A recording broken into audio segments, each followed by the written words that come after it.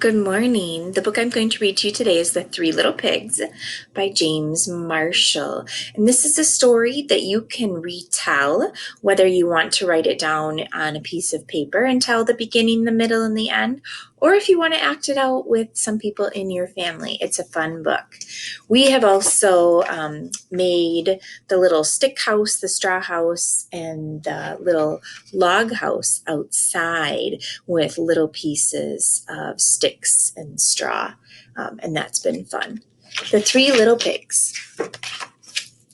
Once upon a time, an old sow sent her three little pigs out in the world to seek their fortune. "Now be sure to write," she said, "and remember that I love you." How do you think she's feeling? She's saying that she wants them to write and that she loves them. Do you think she's happy or sad? The first little pig met a man with a load of straw. "I know," said the little pig. "I'll buy your straw and build a house." That's not a good idea," said the man. "Mind your own business, thank you," said the little pig. And he bought the straw and set about building a house. It took him no time at all. Very soon a lean and hungry wolf happened by. Pig was just about his favorite food in the world.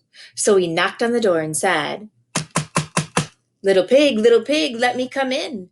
To which the little pig replied, "No, no, no, not by the hair on my chinny chin chin." This annoyed the wolf to no end, and he said, "Then I'll huff and I'll puff and I'll blow your house in." "Go right ahead," said the little pig. So the wolf huffed and he puffed and he blew the house in, and he gobbled up the little pig. The second little pig met a man with a load of sticks. "I've got it," he said. "I'll buy these sticks and build a house." "I'd think twice about that," said the man. "Oh, pooh," said the little pig. "What do you know?" And he bought the sticks and went to work building a house. "Very pretty," he said. No sooner had the little pig settled into his pretty house than the wolf happened by. He was still hungry, and he said, little pig, let me come in." To which the little pig replied, "No, no, no, not by the hair on my—" Can you finish it? Chinny chin chin. The wolf didn't care for that at all, and he said, "Then I'll huff and I'll puff and I'll blow your house in." "Ha, ha, ha," said the little pig. So the wolf huffed and he puffed and he blew the house in. And he gobbled that little pig up too. Now the third little pig met a man with a load of bricks. "These bricks will make a fine, sturdy house," said the man. "Capital idea, my good fellow," said the little pig. So he bought the bricks and set about building a house. It took him quite a bit of time, but it was well worth it. "Nice and solid," said the little pig. "Nice and solid."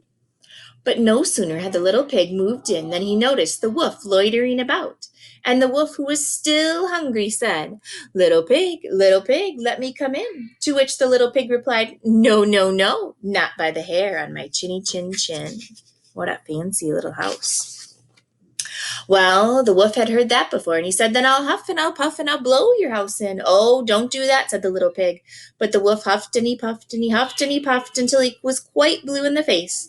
The house stood firm. I'll try another approach," muttered the wolf, and he put on his most dazzling smile. "Little pig, I was only teasing," he said. "By the way, that I hear that Farmer Jones has the most scrumptious turnips. Shall we go pick a few?" "Oh, I'm much too busy now," said the little pig. "What about tomorrow morning?" "Excellent," said the wolf. "I'll come for you at 6. The next morning the little pig got up at 5, hurried off to Farmer Jones' turnip field, picked a basket full of scrumptious turnips, and dashed back home.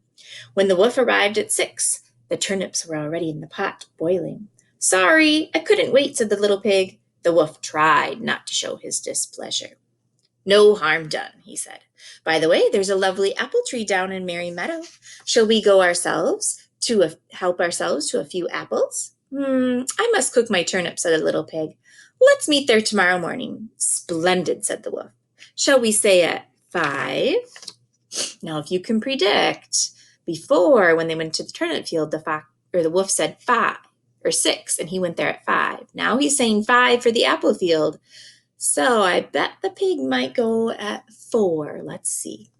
The next morning the little pig was up at 4 and went off for the apples. It took longer than expected to reach Merry Meadow, And while he was busy gathering apples in the highest trees, he saw the wolf approaching. "Do try one of these," he called down, throwing an apple as far as he could. When the wolf chased after the apple, the little pig shimmied down the tree and made it safely home.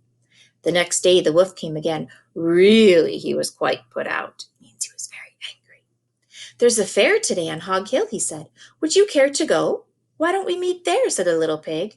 "Would 3 o'clock suit you?" "Colossal," said the wolf. "3 it is, just to make sure. He would be there at 2. Remember, he's going an hour early, so let's see if it works. At 1 in the afternoon. Oh, he went even earlier. The little pig went to the fair and had a fine time, so fine that he lost track of the hour. Suddenly, out of the corner of his eye, he saw the wolf coming up the hill. Without a minute to spare, the little pig jumped inside an empty butter churn and rolled down the hill towards the wolf. Well, the wolf was so scared, he ran all the way home.